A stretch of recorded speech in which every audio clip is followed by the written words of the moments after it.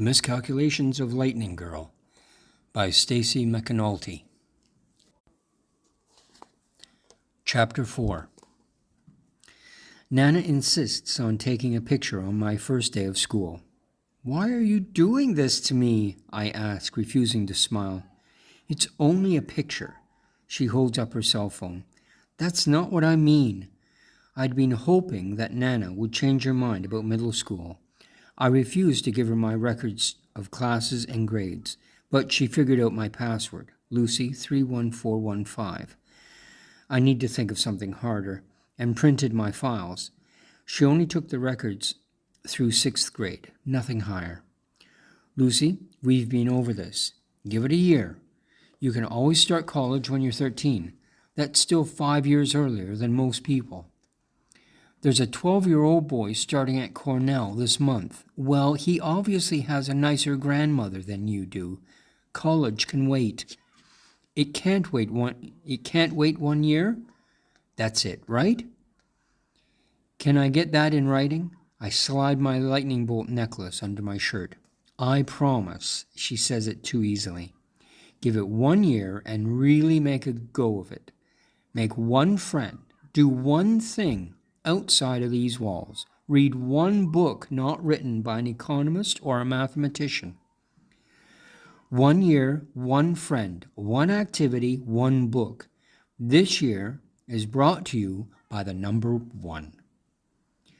I try to sound like the Count from Sesame Street. "Yes, now smile. You're such a beautiful girl when you smile."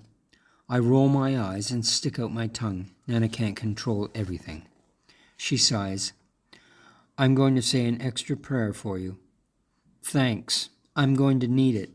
East Hamlin Middle School has SMOD, Standard Modes of Dress. It's not a uniform, just super strict rules for clothes. Our shirts can only be red, white, or blue. Shorts and pants need to be khaki or dark blue. No jeans. Nana had to go to Walmart to buy me a whole new set of itchy, stiff clothes.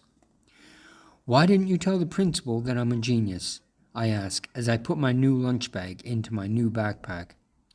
"I told him you were really smart, and they'll figure it out soon enough.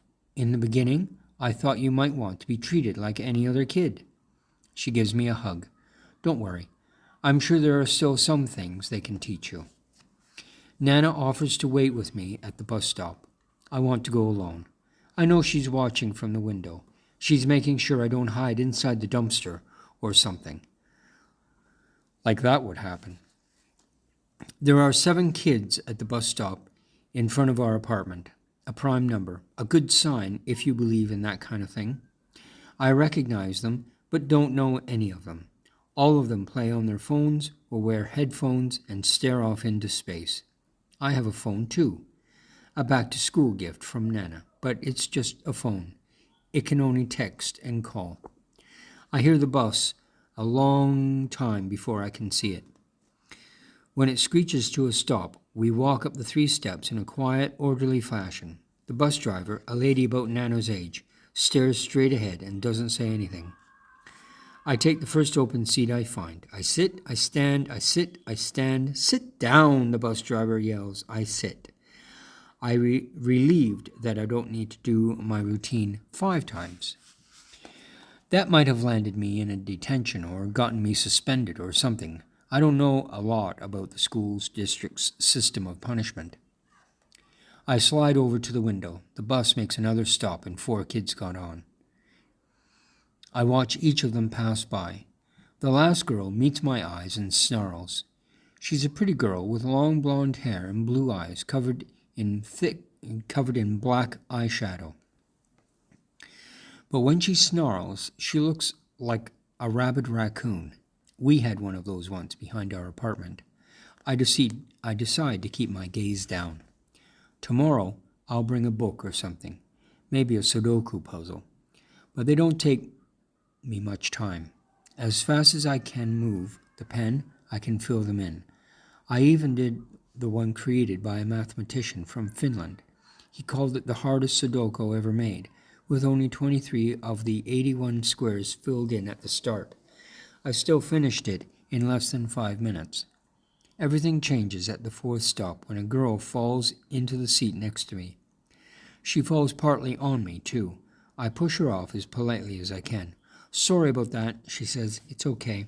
She adjusts her glasses up on her face and swings her backpack onto her lap. It's army green, like the number 20, and covered with patches. Save the polar bears. Equal pay for equal work. Respect Mother Earth. I can't believe I used to love the first day of school, she says. Like when I was in elementary school. But my sister was right. Middle school is... She stops and looks around. Then she whispers a word Uncle Paul would use to describe a bad night in Afghanistan. I nod, already agreeing with this girl's sister, and the school day hasn't officially started. "Are you a 6th grader?" she asks. "No, 7th. You must be new to EHMS, or you're super quiet, because I don't remember you from last year." She studies me closely. "I enrolled over the summer. I was supposed to go to another school, or college." "What school?" "John Glenn Middle. They had a kid bring a knife to school like 2 years ago, and now my mom thinks it's a gang school." "Not John Glenn." I shake my head.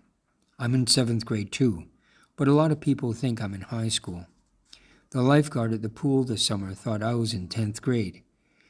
She does look older, but 10th grade is a stretch.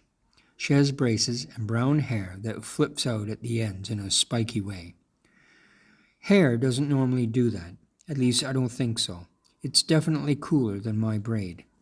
She has a cluster of pimples across her white forehead that are covered in makeup. She smells like vanilla perfume and wears shiny pink lip gloss. "What's your name?" she asks. "What's your name?" I ask back. "Okay, that's weird." She dramatically lifts her eyebrows. "Sorry, I'm Lucy." "I'm Windy, not Wendy. Windy, with an I." Then she blows my face. I try not to breathe. I last 10 seconds. "Are you okay?" she asks. I suck in another breath. "That wasn't very sanitary." "Geez, relax. Do you think I'm diseased or something?" I can't tell whether she's trying to be mean or she's just weird. She didn't snarl like the other girl. "No, but what?" She glares at me and moves even closer. "We all carry germs and bacteria. They're everywhere. We each have a cloud of microbes that swim around us. They're called microbiomes," she yells. I did my science fair experiment last year on microbiomes.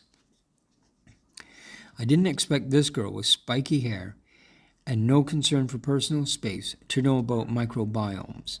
As a peace offering, I pull out my bottle of hand sanitizer and offer her a squirt. She holds out her palm and takes a glob. I use some too. "Feel better?" she asks. I nod. "Did you know that malaria kills 1 child every 30 seconds somewhere in the world?" She raises her eyebrows again.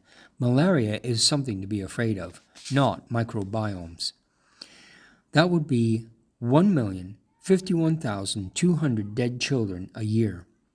Last year, I helped raise enough money to send 120 mosquito nets to a village in Ghana," she brags. Wow. I don't tell her that she only helped 0.01% of the possible malaria victims. Math can be cruel sometimes. "Who do you have for your homeroom?" she asks, suddenly changing topics. "Room 213. I remember the room number before the teacher's name, Mr. Stoker. "Me too. We're on the same team. That's cool." The bus parks in front of the school before Windy can ask anything else. When the doors open, she pushes into the aisle and disappears. I can't make my way out, at least not without touching anyone. I get off the bus last. Windy's gone, and I'm alone with hundreds of strangers. Someone knocks into me, and I bump into a kid whose microbiome is 90% body spray. "Watch it!" He throws his elbow to make space. I take a breath and realize that hiding in the dumpster would have been a better way to spend the day.